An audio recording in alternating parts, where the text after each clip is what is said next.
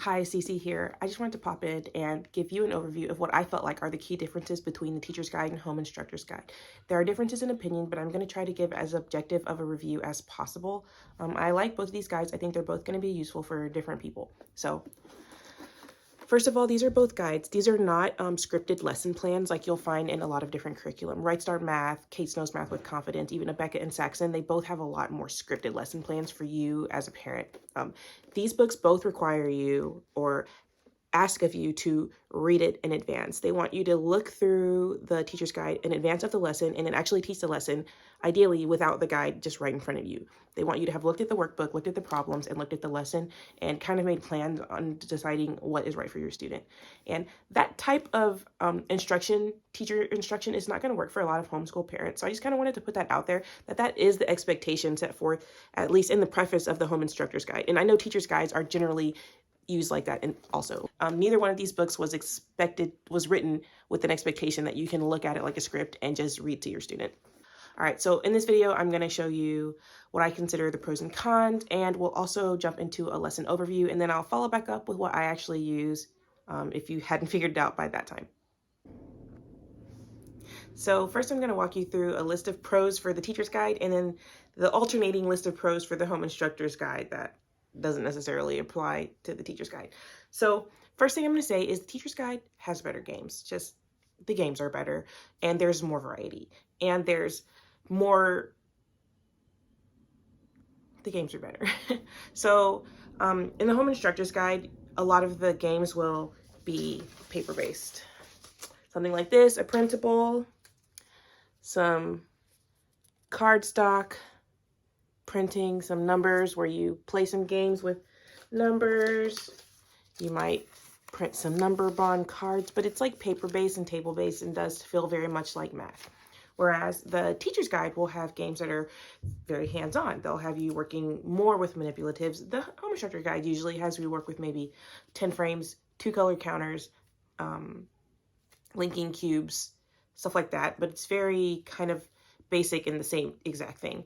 Whereas the teacher's guide will tell you to go outside, do some art, all kinds of stuff that I haven't even like fully imagined. You know what I mean? Like, it's just different. It's different and it's much more exciting for the child. All right, so another thing that I love about the teacher's guide is the level of scaffolding. They have on-level problems, or there's a section at the front where it talks about foundational problems versus on-level problems versus challenge problems, which are listed with a star. And those are not just for problems in the workbook, but those are also for activities done. And I find that having differentiation and hands-on activities has been really key for my son to be able to do math that I didn't know he could do that's separate from an actual lesson. Because the activities, how we do the activities in our house is I schedule activities for every day of the week, but I don't schedule lessons. We do lessons kind of on demand with my kid right now. He's a little bit young, but I do schedule in the activities, and I'm able to go through the teacher's guide and just pick activities that look good. I might pick one challenge activity if I think it's going to be hard, or I might totally separate that from anything else we're doing in the day. I just say, let's just do this challenge activity just right now. Like, we're not doing math, we're not even doing homeschool, we're not doing anything. Let's just do this one thing.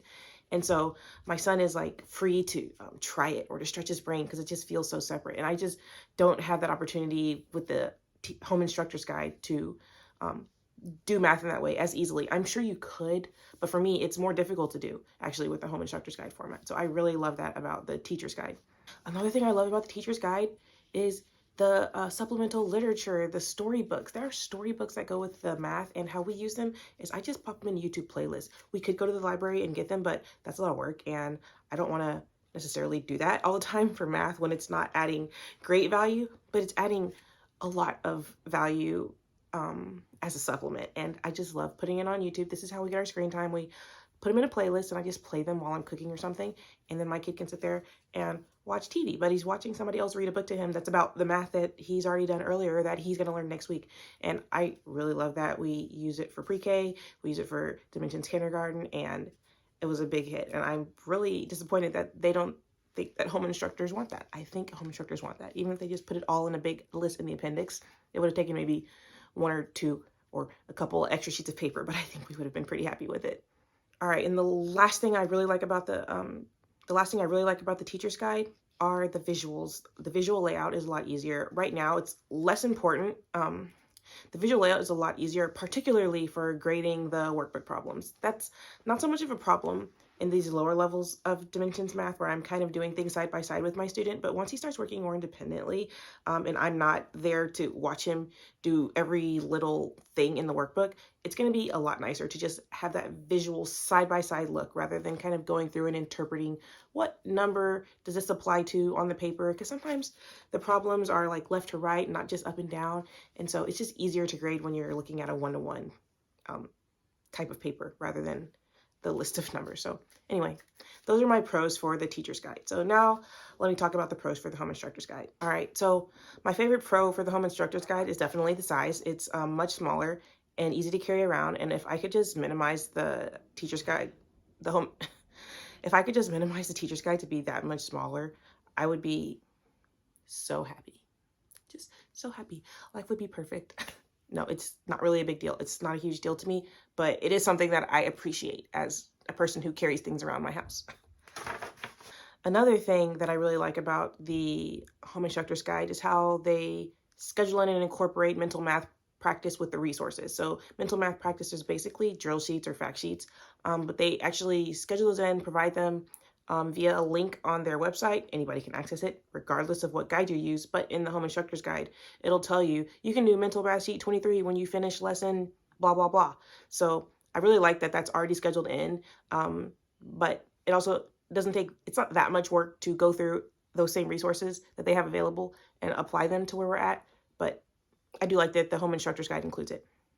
Another pro that I kind of see, but I don't think is really a pro, is the home instructor's guide includes a schedule, a week-to-week schedule. So there are lessons inside and then there are weeks assigned to it. It is not super practical for me because my weeks don't look like their weeks. My lesson length isn't always one lesson a day. Sometimes it's 2 lessons a day. Sometimes it's 1 lesson over 2 days. And so I'm not going to live off of their schedule. And the Dimensions Guide, Teacher's Guide, technically also has a schedule. It just doesn't lay it off in weeks, but it does tell you how many lessons are in a chapter and that each lesson is generally expected to take 1 day. So you can interpret kind of easily a schedule from there, but maybe you're making plans at the beginning of the year and you just don't want to do that extra step of things, and that's not how you work anyway. So you can just look at the schedule, see that it exists, and move forward. And also, they schedule in the test in the home instructor's guide, but then they don't necessarily count it as a day or lesson number. So it's in there in the weeks embedded, but it's also not that hard to realize you finished with chapter 1, so do the chapter 1 test. But I know some people might appreciate that picture of, okay, you do this lesson, you do this lesson, you do this textbook, and you do the workbook here, and then here you take the test. And so some people do appreciate that. And so for that reason, I'm not going to knock it. It is technically a pro that's included in the home instructor's guide that is not as explicitly laid out in the teacher's guide. All right, so that's all I have to say about the pros and cons. If you skip to the end of the video, or you might be able to already infer which one I like better, but now let's get into a lesson overview. So I'm going to take you through a lesson of Dimensions Math. Today, I'm going to give you a detailed comparison as to how each of these books teaches a new concept. So this is Singapore Dimensions Math Teacher's Guide, and this one is the Singapore Dimensions Math Home Instructor's Guide, both for levels 1A. So this will be comparing apples to apples. So this book is designed for a classroom, and this book is designed for a one-on-one setting. They both use the same student books. You have your textbook, your workbook, and your test. So your student is going to have the same experience regardless, but how you help your student or the resources and tools that you'll be leaning on do actually differ between these two books. So if you stick around, I will give you my thoughts and observations as I've gone through each of these books. So I'm going to start here with chapter 6, addition to 20. And I'm starting with chapter 6 here rather than the earlier chapters because I feel like the earlier chapters are a lot more straightforward in what they're teaching and are a lot of repeats from the kinder level of this curriculum. So I'm starting with chapter 6 so you can see how they would introduce material that's brand new to the student and might be new to you as a teacher also. So this is when your child, the big focus on making 10, whereas this will differ from how Saxon math and Abeka math and traditional style maths teach this concept. One thing that's already different than this book and its teacher's guide is the first thing is it has facts practice. Continue with facts for addition and subtraction within 10 as needed, or anything else that your student is slow to recall. Add in new ones within 20 as you move on through this chapter. And it gives you notes about the confidence level your students should have. In this book, it says students should have mastered the addition facts to 10 before this chapter. If they have not, facts can be practiced and reinforced during the teaching of this chapter by playing games and activities from prior lessons on a regular basis.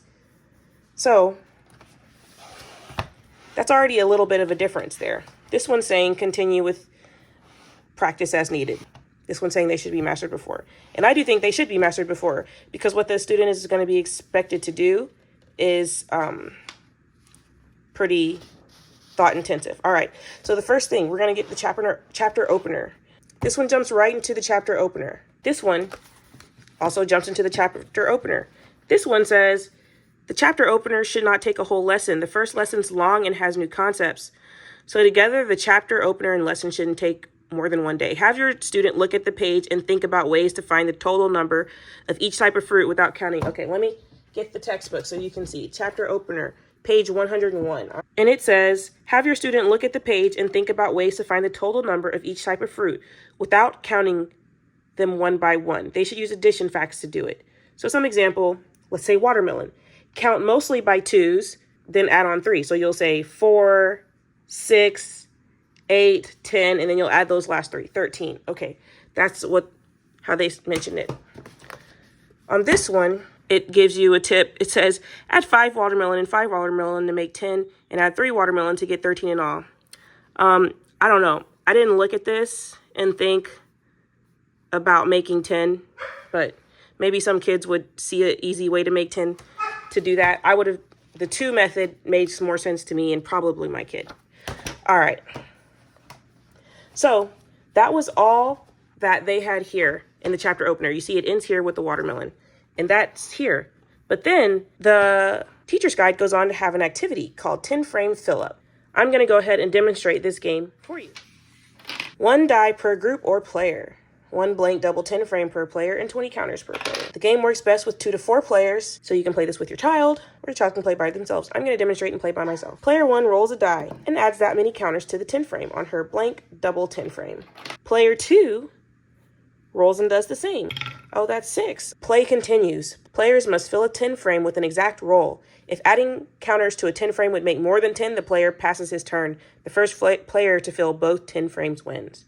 All right, player 1. Player 2. All right, now the last player has to roll a 1 to go. Up, rolled a 3. I didn't fill it on an exact turn. A 1, yay.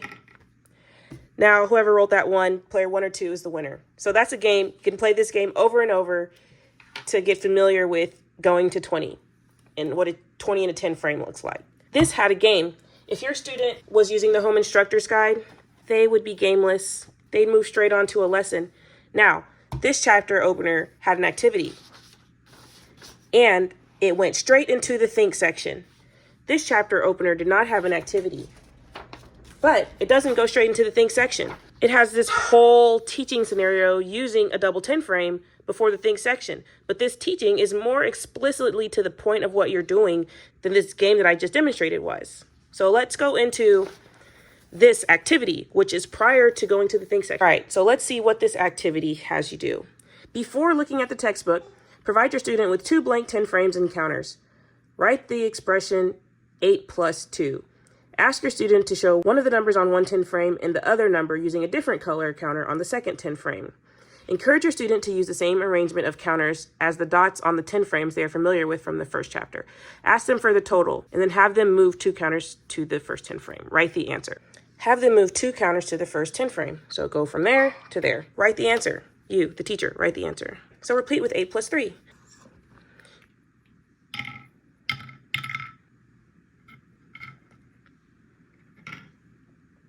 After the counters have been moved, draw a number bond to show the process and discuss it with your student. For example, 8 needs 2 more, so we can split 3 into 2 and 1. So see, they can see that their 3, that's why you need these 2 different colors, are split there. And then they can see that it equals 11. because they also know that 10 and 1 is 11. Now we know 10 and 1 is 11. And repeat with 8 plus 4. All right, and let's do it. And then they will move this over here if they need to move it, or you can draw the number bond there, let them figure it out. Oh, they needed 2 there, and they had 2 left over. So that 8 and 2 made 10, and there's 2 left over here. So 10 and 2 is 12. So then they would see the math problem that way. All right, so that is the activity that precedes the think section. Because I flip it over, and now it's to the think. And the home instructor's guide for the think section, it'll say, read the question, point out that Sophia is saying to make a 10, and write or have your student write the expression 9 plus 4. So that writing this 9 plus 4 is kind of important so that your child can see the bridge between this pictorial / concrete that they had been doing and the abstract. So previously you've done it here. So you're just going to continue to do that here so that they can see that this abstract representation, this is what's connected to it. And I think that this kind of thing helps them become better at word problems than just doing this kind of thing over and over. When they can see these stories and that these actually have real life things, but that's just me. Anyway, ask your students to explain how to find the answer by making a 10. They can explain in any way they want. They can use words. They can use a double 10 frame and counters. That's what that is. Or they can draw a number bond. Kind of like what you'll see there. That's what they mean by they can draw a number bond for this, but they can have done it for that one. Let's see how the teacher's guide talks about this think section. Think. Pose the pepper problem from think. Provide students with linking cubes and a blank double 10 frame to help them work through the problem. Have students explain the method they use for solving the problem. So basically the same for the think section. All right, let's move on to the learn section. This shows that we can add 4 to 9 by thinking about what needs to be added to 9 to make 10. Once we determine that it's 1, we can think of what the other part is if 4 is split into 2 parts, one of which is 1. Students can think of the missing number in the number bond with 4 as a whole and 1 is 1 part. The other part is 3, so the answer is 10 and 3 are 13. So it just tells you, the teacher. There's nothing for you to say to your student that's different than what's already in the book. Let's see if the teacher's guide gives you anything different to say. Have students begin by representing the yellow peppers on one 10 frame with one color of cubes and the red peppers on the 10 frame with the other color of cubes. So this one is telling you to use the 10 frames. Students should note that if they had one more pepper on their first 10 frame, that it would make a full 10 frame, and easy to see that 10 and 3 make 13, the same as 9 and 4. Help students to realize that they're just moving the existing cubes between 10 frames to make a simpler problem and that no cubes were added. Provide additional examples by adding 9 and numbers less than 5. Follow along with adding 8 and numbers less than 5. Looking at the text, note how Alex is splitting the number 4 into 1 and 3. Show the following number bond on the board. Emphasize that the 9 and 1 are being combined to make a 10 by circling the numbers. Then add the remaining part of 4 or 3. All right, so they're actually giving you quite a bit of stuff to do. Okay, so remember this one just talked about 4 to 1. It basically just had you read the book. This one's giving you extra things to do with your student. All right, so this one says 9 and 4. Okay, so they tell you to do this. The home instructor's guide did not have this exact example in this way, but it's in the book, in the student book. See, same thing. All right, but here it wants you to circle this to show your student that this is actually 10. And it even says, if this is confusing for your student, it says it somewhere, it doesn't say it here. It says it on the next page. Then you can cross this one out, like, okay, you've broken 4 apart. There's no 4 anymore. It's just 1 and 3. So now you can say 9 plus 1 is 10 plus 3. And you'll say equals 13, because it's a lot easier to say 10 and 3, because you've moved it there. Whoops. You've moved it there, and you see that 10 and 3 is 13 very easily. All right. So now it says, provide additional examples by adding 9 and numbers less than 10. So you want to add 9 and 3, 9 and 2, and you want to do 9 and 1. So this one's basically letting your kid run through the gamut of it. And then it says, follow with adding 8 and numbers less than 5. Okay, so you'll start 8 and 1, and you'll do 8 and 2. And you'll get a lot of practice doing the hands-on, 8 and 3. You can still only move 2, 8 and 4. And your kid might really catch on that they're only moving 2 every single time. 8 and 5, they're still only moving 2 over because 8 and 2 make 10. They will be able to see this pattern as you're moving along, that you're continuing to find this. Oops. Especially if you're circling it like that, 8 and 2. So then you're just adding 1, 2, 3 kind of.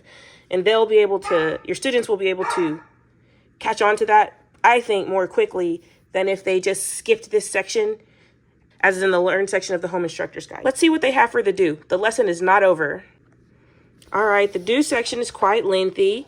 It's 2 pages long. It's this page with Sophia and this page with Dion. And then that's the end of this lesson. Then you'll move on to the student workbook. I'll go Home Instructor's Guide first. Do. The Home Instructor's Guide is usually still written to the teacher, not to the teacher to just read directly to the student. Section 1, the 10 frame card represents the idea shown in the picture with the scissors. The picture itself doesn't really show why making a 10 is useful, but the 10 frame does, since it more closely represents the written numerals. All right, that's all the notes for section, this little 1 bubble. So that wasn't really helpful to me because I can already see that. Okay. 2, this problem shows the thought process with the number bond. Ask your student why 3 is split to form this particular number bond. One of the parts has to be 2, since that makes 10 with 8. Okay, so this part I'd highlight or just write on a sticky note in your student book. Why is 3 split to form this number bond? This is what they're looking at. But they're already going to have the answer because 8 and 2 make 10. That's the question that this is the answer to. And 10 and 1 is what? Section 3. Dion is thinking of a number bond. This is simply to show pictorially the thought process. Students can picture their process any way they want. Some students might picture a 10 frame or simply remember the numbers for the number bonds. They do not have to draw a number bond on the equation unless it is helpful to do so. So I actually strongly dislike the fact that it says they do not have to draw a number bond on the equation unless it's helpful to do so, because this is their first introduction to using it that way. If your student is anything like my student, they can easily memorize that 7 plus 8 is 15, and they're not going to use these techniques and ways of moving things to 10 because it's an extra step. But I think this step is so valuable and actually part of the Singapore method. So I'm actually kind of shocked that they put it in there because the next chapter is going to talk about subtraction, and I do think my son is going to lean heavily on this method in the next chapter for the next concept. However, they almost de-emphasize it a little bit here, which is a little bit kind of bothered me, but it's fine because I just ignored it. But I think other people would benefit from like looking ahead and seeing what their child would benefit from also. So then on step 4, it says the problems in each row are meant to guide the students in first thinking of what will make a 10 with the first number, and then what will be left over when that split is off of the second number. Okay, that was a little bit wordy. So let's see what the teacher's guide says. While working through the do problems, reinforce the concept that 8 plus 3 is the same as 10 plus 1 because we can take 2 from the 3 and add them to the 8. Now there are 10 and 1 more. Students should work these problems on the whiteboard. Have them show each part on a 10 frame as needed. Students that struggle can cross off the number being split. The problems are scaffolded to encourage the students to use the strategy. The first equation in a row, so this is the same wordiness. They're saying to read it across. They're both basically just saying to read it across. All right, so in the teacher's guide, that's the end of a lesson. All right, you're moving on to lesson 2. That's it. So go on and do your exercises on page 101, and your student will get their workbook, go to page 101, and they'll bust out some math problems. Let's go. Chapter 6, edition 20. All right, teacher's guide. What's the teacher's guide say? Oh, wait, there's more. So the teacher's guide has activities. Teens Target Edition. Players take turns drawing cards and writing numbers on empty squares in the Teens Target Edition game to make valid equation. If they draw a number that cannot fit in a valid equation, they discard that card. The first player to make 5 true equations win. So you can use number frame cards or 10 frame cards. I like to use 10 frame cards because they support subitizing with the 10 frame so your kid can develop that mental model. But there's a game to play to do this. So this is more stuff. So if you're doing this game too, that's a longer lesson. Oh wait, there's more. Additional practice. So this is good because this is a star problem, which means actually takes it farther. And this is going to be part of workbook pages in the future. So your child will already be introduced to this concept with the teacher's guide, because the teacher's guide provides more scaffolding for students who are maybe more ahead and more support for students who might need more help with this. what I will probably use going forward is the teacher's guide. I just find if I'm gonna have to sit there and read through the lesson anyway, and it's not gonna give me a script ahead of time, like Right Start Math gives me a script ahead of time. If this is not gonna give me a script ahead of time, I would rather just use the one that has more options available, because then I can really pick the ones that are right for my son. This has fewer lesson options included, which is okay. I feel like it's not that hard for me to go through this and to pick the things that I feel like are relevant. So if you have any questions, please drop them in the comments below. I've done way too much research in this curriculum, but I feel really good and I feel really confident about where we're going, at least with this child in math for at least the near future. But I think this is going to work out long term. He's a very consistent kind of person, and he doesn't really love change that much. So I have a feeling we're going to stick with this for as long as we're homeschooling in elementary school. So if you have any other questions, let me know, drop a comment below, and I'll be happy to respond as soon as I can. All right.